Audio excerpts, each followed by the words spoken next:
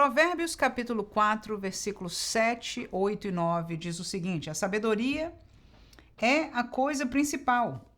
Adquire, pois, a sabedoria, sim, com tudo o que possuis, adquire o conhecimento. Exalta e ela te exaltará, e abraçando-a tu, ela te honrará. Dará à tua cabeça um diadema de graça e uma coroa de glória te entregará. Até aí a palavra de Deus para nós neste dia. Nós vemos como centro do chamado do sábio Salomão para nós, mais uma vez este tema de adquirir a sabedoria e o conhecimento.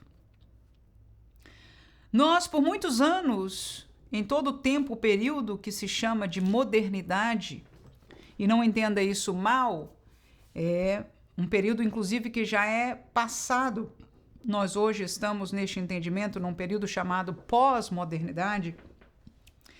Mas no período da modernidade, o ser humano, as culturas, de maneira geral, buscaram a razão, a ciência e o conhecimento. E Deus foi quem deu a capacidade ao ser humano de alcançar, de entender, de ser curioso para buscar o conhecimento, buscar a sabedoria humana, que seria a aplicação deste conhecimento, a aplicação da física, a aplicação da química, a aplicação de determinadas descobertas, até da psicologia humana, aplicar para o bem-estar da sociedade e do ser humano de maneira geral. Então nós aprendemos historicamente a valorizar a busca do conhecimento e da sabedoria. No entanto, eu quero fazer-nos entender que em Deus e de Deus nós temos acesso a um conhecimento e a uma sabedoria que é maior do que a sabedoria que o homem pode alcançar. Veja bem, mais uma vez, foi Deus quem nos deu a capacidade de alcançar conhecimento e sabedoria dentre as coisas criadas. Então nós fomos criados e vivemos num mundo criado, cheio de várias moléculas, vários químicos, várias realidades humanas que nós lidamos uns com os outros, e hoje já temos uma história para olhar para trás. E em todo este processo de apreciação, assim como Salomão, nós podemos alcançar conhecimento e nós podemos, como ele alcançou de Deus, mas o homem nas ciências humanas alcançam sabedoria ou aplicação deste conhecimento para o bem do ser humano. Agora, porque Deus criou tudo isso, ele conhece isto. Ou seja, se alguém no tempo que aprenderam ou concluíram as primeiras fórmulas da física ou da matemática, foram achados grandes, vamos dizer, de Pitágoras, por exemplo, para quem entende um pouco disso aí, né?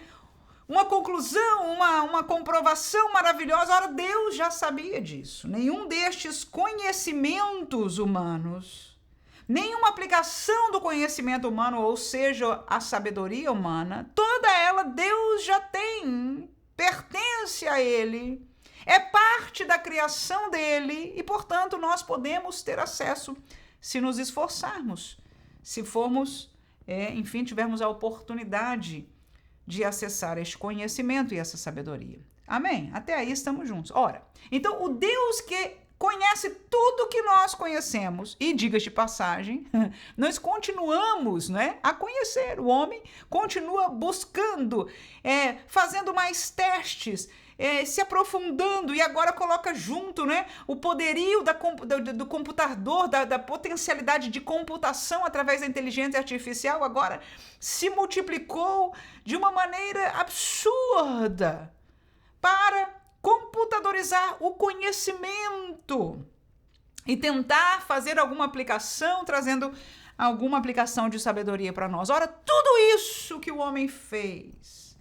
E neste tempo que, como disse Daniel, a ciência se multiplica, tudo isso que ele alcançou e ainda alcançará neste pouco tempo que nos resta aqui nesta terra. ainda não chega perto da sabedoria e do conhecimento de Deus. Quem pode entender isso agora? Diga amém. Glória a Deus.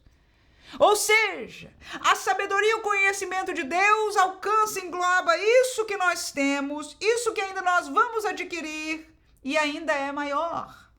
Então, aquele que, como diz o sábio Salomão, adquire a sabedoria. Ele diz a sabedoria é a coisa principal. E ele diz, olha, é tão importante o conhecimento ou a sabedoria que você deve adquirir com tudo que você possui. O que é que você possui? Você pode possuir algum bem financeiro, um pouco de finança, talvez alguns mal para o nosso sustento. Então, esse não possui quase nada neste propósito. Mas nós temos o nosso tempo. Nós temos as nossas prioridades. Nós possuímos o desejo, o tempo de fazer alguma coisa, o desejo de fazer alguma coisa e o ato de fazer alguma coisa. Essas três estão interligadas.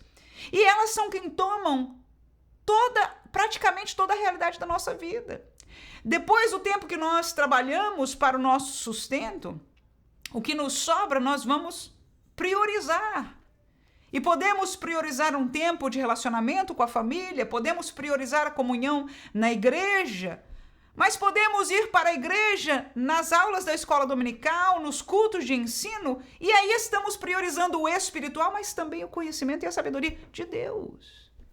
Quando nós tomamos a Bíblia para ler e meditar nela e entender, olha, irmão, eu não sou muito estudado, mas eu tomo um tempo para ler e eu tenho aprendido devagarzinho. Eu conheci uma irmã quando cheguei aqui nos Estados Unidos. Escute, por favor, ela é brasileira, mas ela veio para os Estados Unidos há mais de talvez 35 anos atrás, ou talvez até um pouco mais.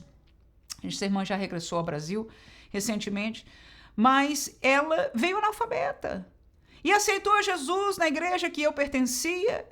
E ela começou a tentar ler a palavra de Deus, uma igreja muito focada no ensino da palavra. E ela foi devagarzinho até que ela aprendeu a ler lendo a Bíblia. E esta irmã era um testemunho forte para mim. Por quê?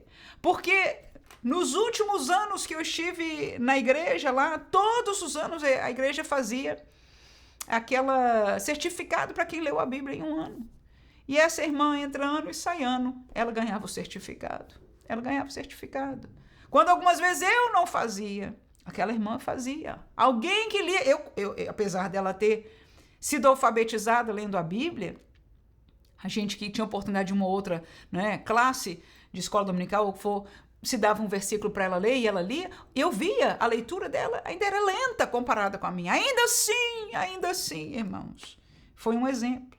Então é na palavra de Deus, é o tempo, é a prioridade da palavra de Deus, ao invés de eu estar no meu telefone vendo besteira, irmão, que na verdade não edifica. Ao invés de eu estar, enfim, perdendo meu tempo, eu posso estar buscando com aquilo que eu tenho, meu tempo, a minha prioridade, a minha força física, a sabedoria de Deus, o conhecimento de Deus. O conhecimento de Deus vem desta palavra. E a sabedoria de Deus é a aplicação desta palavra, desta revelação, que algumas vezes revela coisas que o homem também do lado de fora conhece. É a aplicação para a vida do crente. E nós temos acesso ao próprio Espírito de Deus, o Espírito de sabedoria. Alguns podem ainda pedir e alcançar o dom espiritual da sabedoria. Aleluia.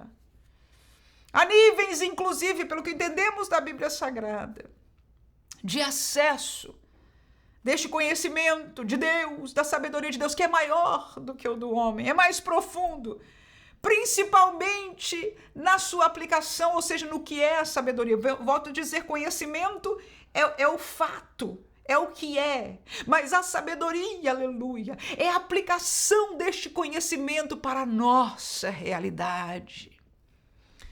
Assim que alguém pode ter conhecimento na área de psicologia, alguém pode ter conhecimento na área da medicina, mas aquele que tem a sabedoria de Deus, ele alcança uma profundidade que nenhuma dessas ciências humanas pode alcançar, porque vai além. E para além de tudo isso, esta palavra, ela é o poder de Deus e a sabedoria de Deus. Então, quando nós ensinamos, quando nós falamos, quando nós orientamos na palavra de Deus, quando nós lemos a palavra de Deus para alguém e para nossa alma, há uma sabedoria de Deus, mas junto à sabedoria de Deus há um poder de Deus para atuação em nós.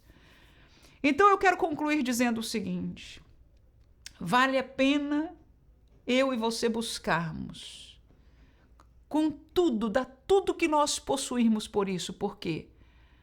Porque nós estamos pagando uma série de outras coisas que não têm dado solução, ou pouca ou nenhuma.